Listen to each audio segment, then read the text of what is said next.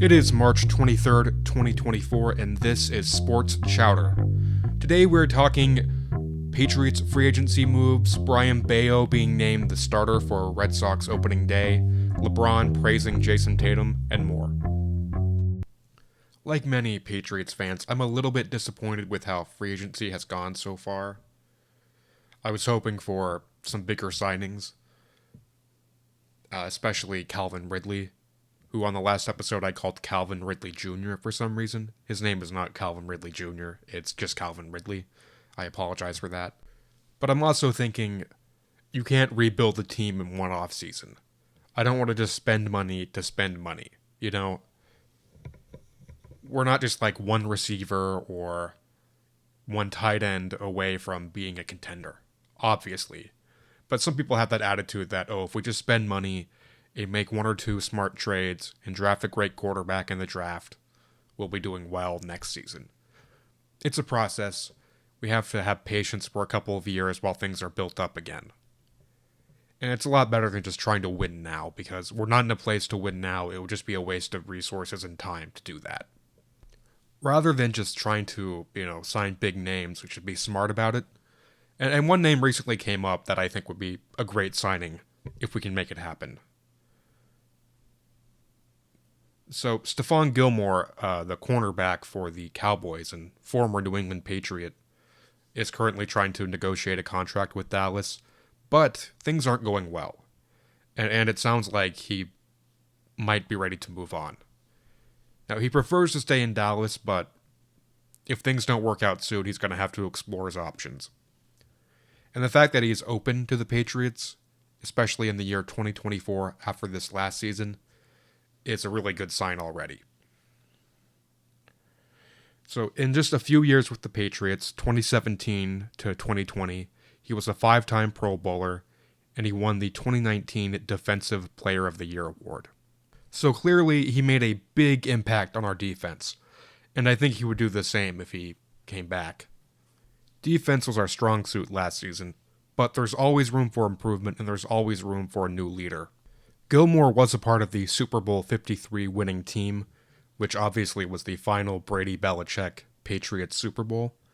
So he would bring wisdom from that experience, and I think most importantly, he could be a kind of a mentor to cornerback Christian Gonzalez. Christian is only 21 and he has a lot of potential, and I think if he had someone like Stephon with years of experience and experience winning with the Patriots, it could really help him.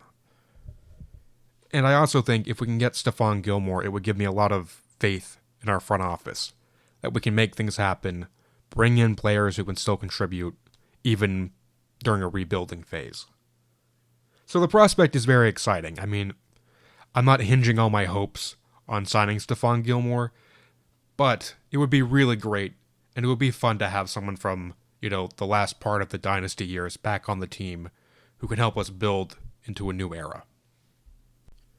Now, another free agency rumor I heard is about a wide receiver. Now, obviously, a wide receiver isn't the cure-all to our offensive woes, but it would help a lot, and it would be really helpful to Jacoby Brissett or the quarterback we draft this year. This week, I have seen reports that suggest the Patriots are looking into a trade for Cincinnati Bengals wide receiver T. Higgins. Now, T. Higgins is 25, and he's averaged 921 yards and 6 touchdowns in his 4-year NFL career. And he's actually had 2 back-to-back 1,000-yard receiving seasons in 2021 and 2022. Now, what makes this story more interesting than your typical free agency trade story is that the Bengals have actually used their franchise tag rights on T. However, people think that talks for a contract extension have stalled and that he may have already asked for a trade. So it's a very interesting situation. A lot of possibilities can play out here. Obviously, they might work it out by the time the season starts. He might get traded. He might get released. Who knows?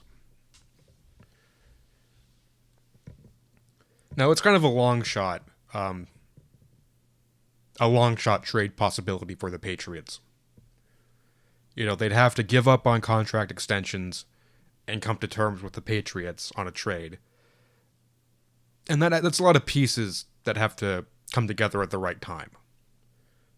That being said, it's still a possibility. If the Patriots can make something happen here, it would be very helpful to our offense. T is a young player and has so much potential. And again, like with the Stephon Gilmore situation, if our front office can make this work, I would have so much more confidence in our ability to get things done. I know one trade is not going to magically improve our offense and make us a contending team next year.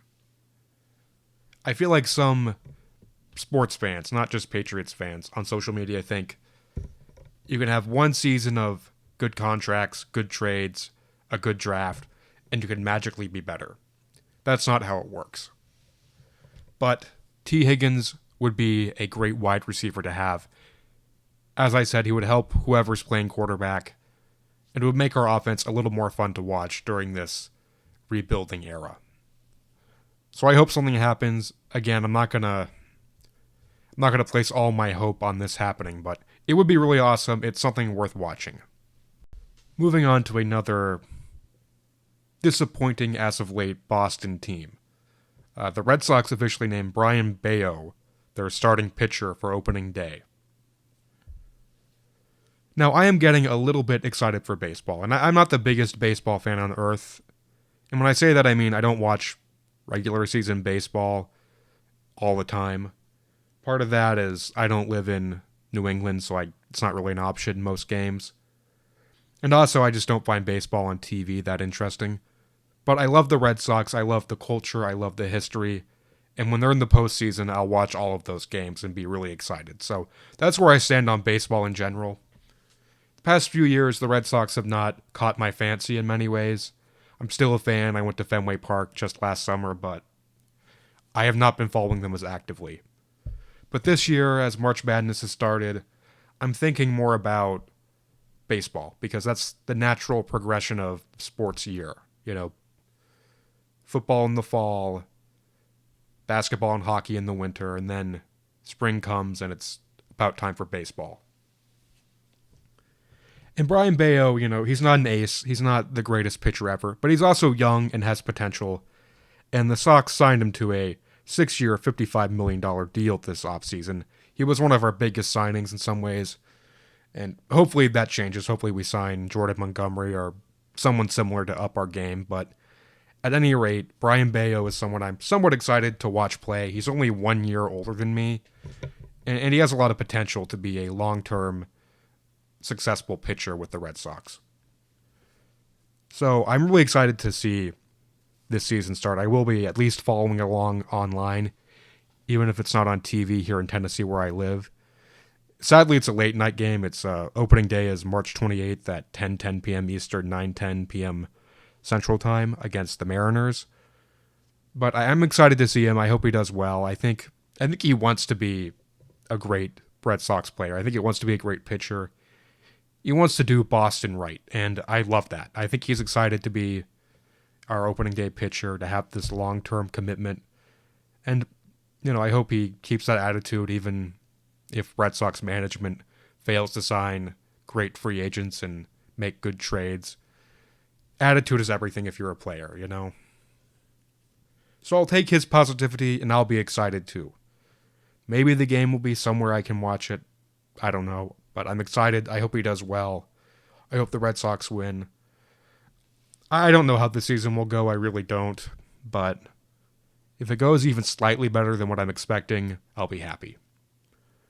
Because, the Red Sox were like the first team I thought to care about as a very young child. The Red Sox are a New England religion or second religion. People love the Patriots, Celtics, Bruins, but the Red Sox have just been historically a team people always care about. It's the ride or die team of New England. So I'm starting to feel that right now. And hopefully I'll have more to say positive about the Red Sox as the season starts. Moving on to the NBA, I have a story about LeBron James, who just started a podcast with JJ Redick called Mind the Game. On the very first episode, he heaped praise on Jason Tatum.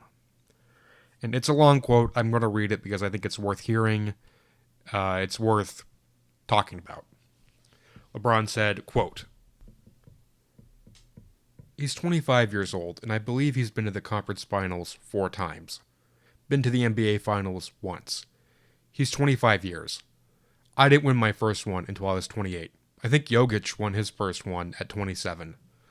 I think Jordan was 28 as well. I think we have a lot of expectations on Tatum, but he's experienced a lot of winning in his career so far.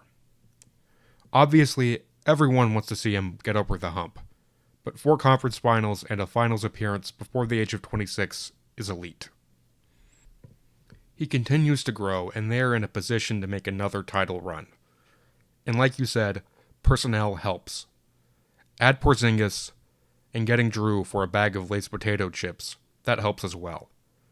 But when you go and you start scouting for Boston, Tatum's the number 1 guy, for sure." Unquote. Now, like him or not, LeBron James is a legend. And the fact he chose to say this on the very first episode of his podcast is really amazing, and I have to respect him for it. I'm really enjoying this era of LeBron's career. I think he's like the elder statesman of the NBA now. He's been around for a while. He's had a lot of media attention, a lot of success, and some failure. And now he's imparting wisdom and just enjoying his life, I feel like, you know? He's not as involved in chasing rings, and I really, as a Celtics fan, I appreciate that. I really would be disappointed if the Lakers surpassed the Celtics in number of titles. So I appreciate that, and I appreciate that he's building up the next generation of great NBA players. LeBron is also producing a multi-part documentary series that's following several NBA players, including himself, over this season, and Jason Tatum is one of them. So, again, LeBron has noticed Jason before. He's been forced to in many cases, and he's embracing it. He's embracing that there are young players who are building a legacy, and he's helping them. So I respect you, LeBron, and I appreciate what you're doing as an elder statesman of the NBA. Thank you for respecting other great players and not being afraid of change. And now a segment I like to call Assorted Awesome, where I talk about something in the world of sports that I think is awesome, and it may have nothing to do with Boston, or at least nothing to do with current iterations of Boston teams. Last week I mentioned that Isaiah Thomas, the former Celtic, 2-time All-Star, really the reason I am such a die-hard Celtics fan today, signed an NBA G League contract with the Salt Lake City Stars. Well, last Saturday he signed an NBA contract with the Phoenix Suns. It's just a 10-day contract. He's really just there to fill out the roster. But he's getting a chance, and he actually got some play time the other day against Philadelphia and recorded 1 assist in 2 minutes of play.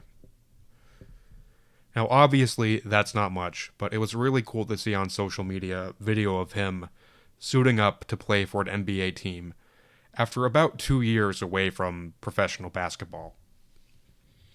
I really hope he gets more time to play and next year gets a more long-term contract with a team.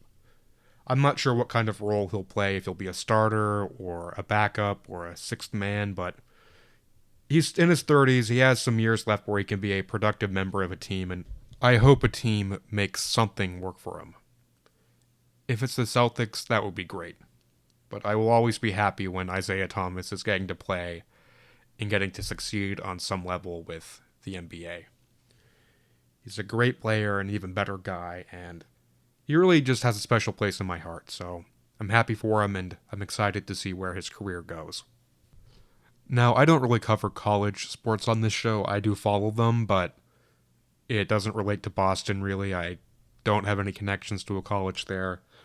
Not really a fan of any Boston college team, but March Madness has started, and I do think there's an interesting game on tonight, and it somewhat relates to New England. Now, I say tonight, I'm recording this episode on Friday ahead of time before it drops tomorrow on Saturday, so I mean Friday night, but tonight, the Vermont Catamounts play Duke at 6:10 p.m. Central, 7:10 p.m. Eastern. And Obviously, that's an uphill battle for Vermont. They usually don't win. They usually make the tournament and lose the first round. But there have been some pretty major upsets so far in the March Madness tournament, and my bracket is already busted. So I'm really just here for the show, for the fun. And since Kentucky has lost, anything can happen. I'm going to watch this game. I'm going to watch Vermont versus Duke, and I really hope Vermont pulls off the upset. I'm from New Hampshire originally, so I prefer the University of New Hampshire or Dartmouth College be in the tournament, but the idea of a New England team winning at this level of college basketball, even just one game against a much more successful competitor, would be amazing. So go Catamounts. Do this for Vermont. Do it for New England. Do it for Noah Kahn. Noah Kahn has had a great year. So much success, so much attention has been brought to Vermont because of Noah Kahn. So if the University of Vermont can have a little more success than usual in this tournament, it would really be cool, really be special. So I'll be watching, and maybe something cool will happen. That is all I have for this episode of Sports Chowder with me, Sam Stebbins.